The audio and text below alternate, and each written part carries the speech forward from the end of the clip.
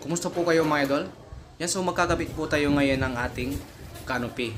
Yan, so paano ba natin to pupormahan? Yan, so ang una po natin ginawa po rito mga idol, so nagpatayo muna tayo dito ng ating mga tubo para sa ating tungtungan. Yan, tapos dito naman ay nakapag-level na rin po tayo para sa pagpapatungan ng ating forma para sa ating gagawing canopy. Yan, so ito pala yung ating gagamitin na pangporma po natin. 1/2 na pinulik po yan mga idol.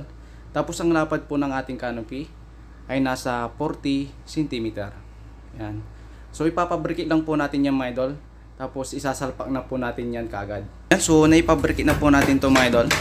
So ang susunod po natin na ilalagay po rito ay yung kanyang half moon. Half moon po yung ating gagamitin dito para sa bikat ng ating canopy, para kapag umulan ay hindi po makakapasok yung tubig sa ating mga bintana.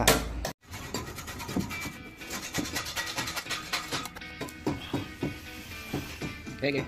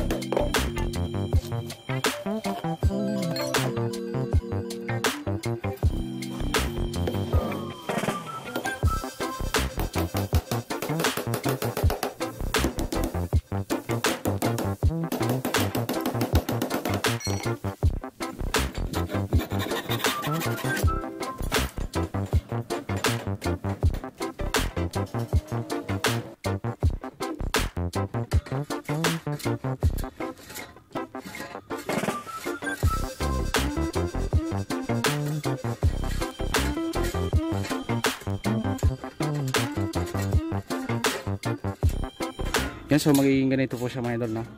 So ipapatong na lang po natin yung forma rito.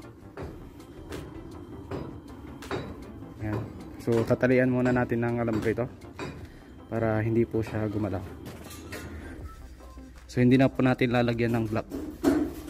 So dito po yung dalawang tubo.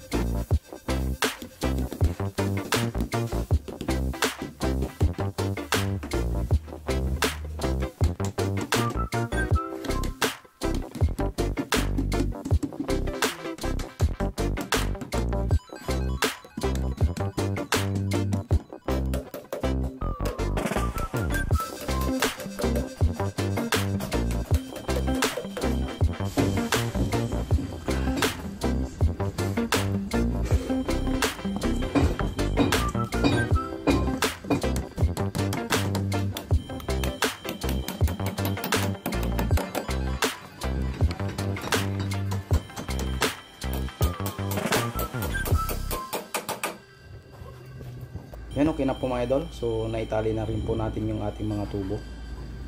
So pwede na po natin itong isalpak. Yan, so magpapatulong po tayo dito dahil mabigat po yung ating forma at mahaba.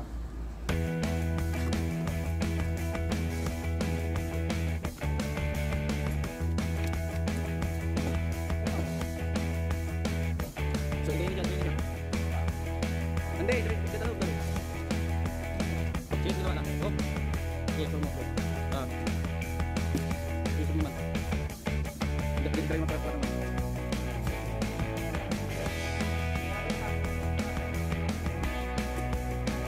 So yun po mga idol, okay na. Naisalpak na po natin yung ating forma. O, di ba mga idol? Madali lang. So mas maganda pa kapag pinabrekit po natin dito sa baba, tapos sasalpak lang po natin yan. Yan, so bakal na po tayo dito mga idol.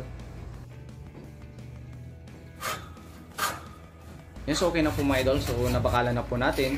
Ay start na po tayo dito sa ating pagbubuhos. Ang mix ratio pala namin dito ay 1:3:4. Isang sakong simento at 3 timba na graba at 4 na timbang buhangin.